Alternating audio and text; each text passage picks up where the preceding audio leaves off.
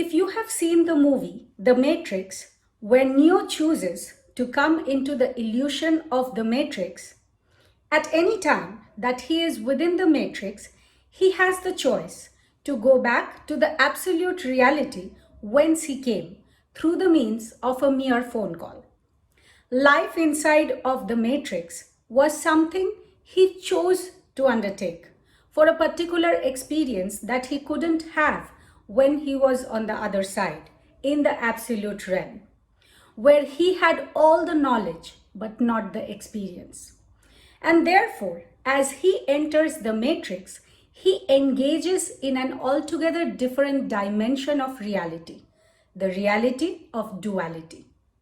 Trinity, his constant companion, keeps showing him possibilities that he wouldn't consider otherwise. When we talk about suicide, we are talking about exiting the matrix. In essence, choosing not to complete the game of life that we came here to play, basically quitting halfway. It is not necessary to reinstate the fact that anyone has this choice. We all know that we do. Others may try to stop us, convince us otherwise, inspire us to give life another chance. But ultimately, our lives are in our own hands. The choice to live is a choice we make each day. To breathe, to eat, to play, to engage in life, and so on and so forth.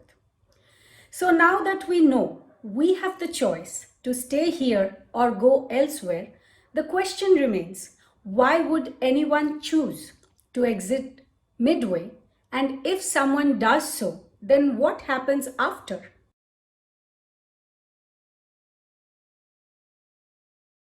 Before we take a closer look at suicide, it is necessary to understand why we incarnate into life in the first place. Just like Neo knowingly chose to come into the matrix so as to fulfill a specific agenda, everyone who takes birth into life on planet Earth chooses to do so in order to fulfill a particular agenda at the soul level. Life is a choice, and so is death. If you know why you come here on earth and how through your life lived you are fulfilling your own soul agenda, and then no matter how stuck or hopeless you feel on your life's journey, you on your own accord would not consider suicide as an option. From a soul perspective, we not only choose to be born, but we also choose the circumstances and situations under which we want to be born. We choose our parents, we choose a particular soul group or belief system to incarnate into. We choose the people we would encounter in life and the way we will meet them, the struggles which will define our experiences, planetary positions at the moment of birth, etc. So all those situations could remind us, or rather lead us on the path we wish to walk in any particular lifetime. A life agenda, for example, could be to experience unconditional love. A soul that chooses this agenda may hence first experience all kinds of painful relationships where love is limited and conditional. So those circumstances can give birth to the desire to create unconditional love. It is by dint of the contrast in this dual reality that we are reminded of our life purpose and the experiences we came here to live. Another life agenda could be to bust dysfunctional belief patterns within a particular tradition, culture, society, or soul group. Yet another agenda could be to help others who are stuck somehow find their way or teach them about love. This particular person may choose to come for a limited time and leave early. Another life agenda could be to have an experience of forgiveness. This person will encounter people hurting him, so he has a context to forgive them. Both the person that hurts and the one that is hurt have made a pact to do so at a soul level before birth. so their life agendas could be fulfilled mutually here on earth. There are many complex agendas being served all the time through our lives lived in each moment. It is futile to try and understand life agendas. Rather, it would be a better use of time to live life fully, engage in it totally, and discover our personal legends. For now, just know that there are millions of different agendas that we come here in physical life to live and give the experience to one another that cannot be achieved in the absolute realm. So, does that mean it's all fate and predestined? Not really. Free will plays a large role in the experience of life, so we may also have a chance to experience the act of creation, being extensions of source consciousness or God. In fact, it is through the exercise of our free will that we can play this game of life even better. Those circumstances in which we choose to be born aid us on our path, but ultimately it is through our free will and choices we navigate life, make decisions, create our paths, and through the walking of that path, we realize our destiny. So, life in essence is a mixture of our higher selves creating certain circumstances for us so we may be reminded of our life purpose, plus our own conscious choices exercised through free will that creates our life experiences here on earth. Therefore, we choose to incarnate into this duality and consciously forget why we do so. Our life purpose, hence, is reminded to us through the encounter of contrasts, which gives birth to different desires, and it is through the vehicle of those desires we make new choices and thus navigate life, fulfilling our personal legends. For example, let's say person A is born in very impoverished circumstances. His entire life may be a struggle to overcome poverty. It is, however, the poverty that gives birth to the desire of experiencing abundance. With this desire nagging at his core, he will now make new choices that would cause him to experience abundance. However, we also live in a reality where the law of attraction operates like a mirror. So, oftentimes, what happens is when we are living the hard reality, we focus so much on what we don't have or resist what we do have that we keep experiencing the same old struggle again and again, and it seems like our hard times would never end. Basically, we feel stuck and unable to move forward. What we resist persists. What we focus on grows. To understand more about the law of attraction and its intricacies, watch my video titled The Laws of Manifestation. The law of attraction was put in place in our three-dimensional reality so as to help us understand how life is working as a mirror. So we can see the mirror reflection, and if we don't like it, make new choices to change the reflection. But what happens most times is that when we see a mirror reflection we don't like, instead of consciously choosing to focus on something different, we become afraid of the reflection. We try to avoid it, and by doing so, we focus more energy into it. We resist it, and hence keep attracting the same life experience again and again. Fear attracts fear. This is when one may actually experience the illusion of being stuck and powerless to change his circumstances. Hopeless, this person may contemplate suicide in order to escape the struggle. In other words, choose death over life. However, when we know that everything in the universe is our own creation, we will also know that there is no escape. This very knowledge is enough to negate suicide as an option. Essentially, there is no vacuum in the universe. Everywhere we go, we will see and face our own creations. In other words, a void dance doesn't exist. We live in a conscious universe. It is not all just energy and matter. The universe has a soul, and we are all extensions of that soul. We all know that the universe is expanding. Have you ever wondered what the universe is expanding into?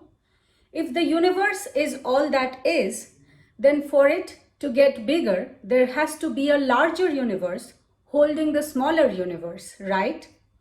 Now you may understand consciousness better. Everything is consciousness. You have an entire universe inside of you. The universe expands when you expand, when your thoughts about yourself expand. And by dint of this expansion, we experience ourselves. So wherever you go, you will find your own creations and you will have to deal with them. There is no escape in this universe, not in life and not in death. Why would you want to escape that which you chose to experience in the first place? We are all an extension of God, of source consciousness. And we come here to play this game of life, to have an experience of ourselves, to self-realize. We are, in essence, God, Godding, God experiencing God self. In Sanskrit, there's a saying, Aham Brahmasmi, meaning I am the absolute or I am the divine. And so, everything is a choice, birth and death. In the absolute sense, every death is in fact suicide because when we finally choose to cross over to the other side, we feel that this particular lifetime is complete. So we intentionally choose to die or exit a particular lifetime and we make this decision at the soul level, which is often unknown to the conscious mind. To learn more about death and what happens after, watch my video titled, What Happens After Death? The Three Stages.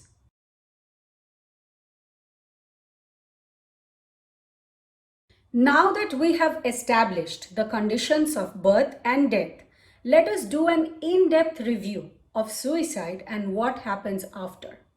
Since suicide is ultimately nothing but death, the conditions and circumstances after suicide are not that different from the process of death itself. However, in the instance of suicide, something very surprising happens. Let me explain. We know that any soul that chose to incarnate into a particular life had a specific agenda in that lifetime. At a point in that lifetime, if that person or incarnated soul chooses to exit his life in physical form, when crosses over, instantaneously realizes that there is in fact no escape because the lifetime he just left was of his own choosing and thus he would literally give himself another lifetime with exactly the same circumstances, challenges and situations to come back here on earth and continue on his journey towards expansion. But now he would have to do it all over again from square one. All the obstacles he overcame until the point of suicide, he would have to relive them in the next lifetime he incarnates into. Hence, suicide literally is like pressing the restart button on your computer. To draw analogy with a real life metaphor, imagine you are at school appearing for your final exams in grade 7. You pass all subjects but fail in mathematics. You cannot go to grade 8 without clearing that core subject. So you would literally have to repeat the entire grade 7 for a whole year right from scratch and once again appear for the exams in all subjects and clear all of them in order to go to grade 8. So suicide can be compared to failing that mathematics exam in grade 7. Now you come back to do grade 7 all over again from start. When you see life from this perspective, you will know that suicide, although an option, is indeed futile. Because in life and in death, we are constantly creating and co-creating, choosing our next vehicles of expansion through the physical life. However, when you come here, you are not always consciously aware of all this agenda stuff, but your higher self knows it and constantly guides you towards it. If you are in alignment with your higher self, you will intuitively know your life purpose and agenda. But many people are not aware of their higher selves and thus may feel stuck or stagnant within the physical definition of things when faced with big life challenges. This may block the energy centers or chakras in their physical bodies, and they may experience the stagnant energy as the manifestation of diseases, which actually strives to bring us back on track. That is why you will see many terminally ill patients when they recover from a life-altering disease, their entire lifestyle changes. Diseases serve to make us participate in life more, so we can live a purposeful and joyful life. In the end, every experience serves to enrich life because from the absolute point of view, you can never fail. And hence, in that regard, suicide is pointless because you will not consciously choose to escape what you yourself came here to live. However, you are always at a place of choice. If you choose to leave, who can make you live?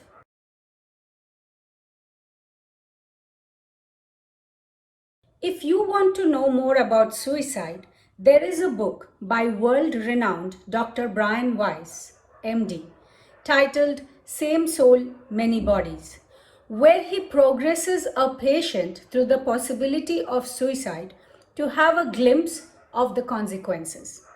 Let me present here briefly this particular clinical case study of Dr. Weiss in my own terms. Dr. Brian Weiss is a psychiatrist, hypnotherapist, and past life regressionist. For many years, he successfully regressed his patients to past lives until he met a patient who was suicidal. Not knowing how to handle this situation, Dr. Weiss decided to try future progression for the first time in his career with his patient. He hypnotized this patient to future possibilities in order to have a glimpse of the outcome of his choice to commit suicide or not. The first option was if he did commit suicide, what would happen then? What the patient saw surprised both the patient and the doctor.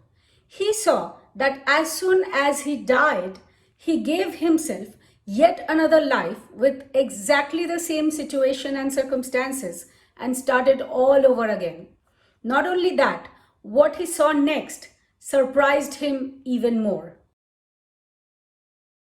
He considered himself as a failure, a burden to his family, and incapable of providing for them, which was the reason he was contemplating suicide that he thought would free them of the responsibility of having him in their lives.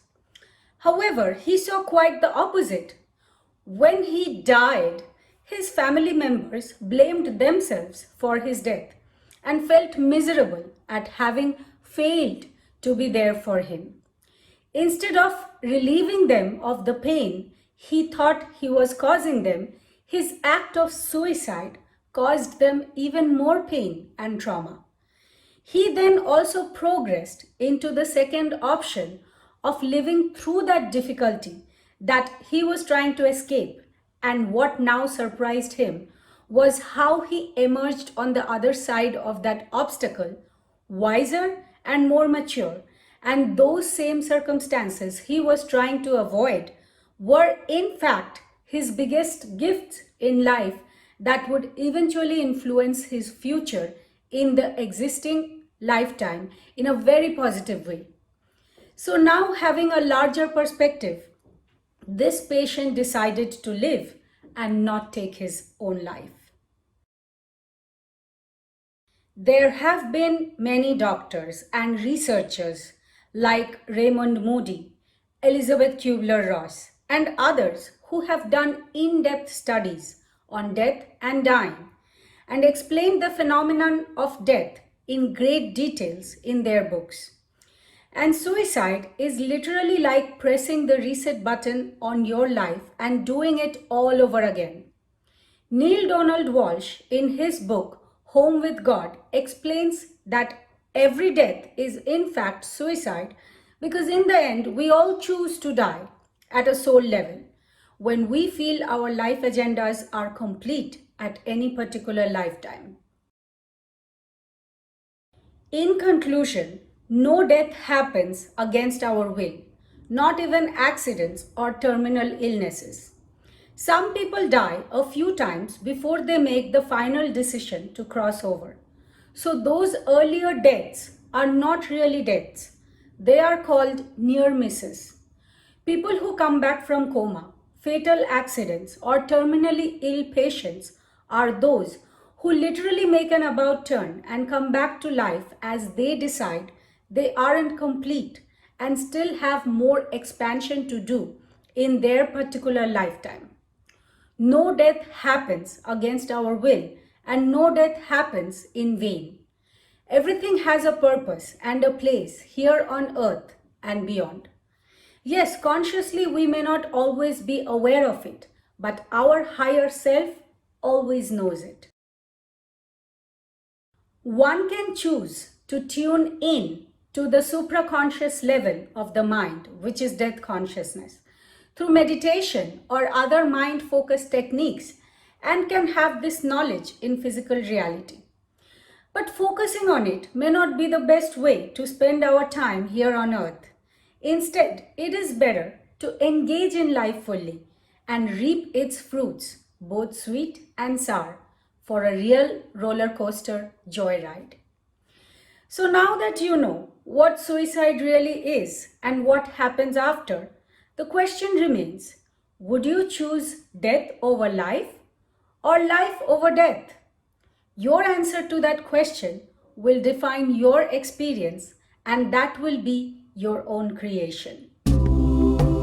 Life is eternal, love is immortal, and death is only a horizon, and the horizon is nothing save the limit of our sight.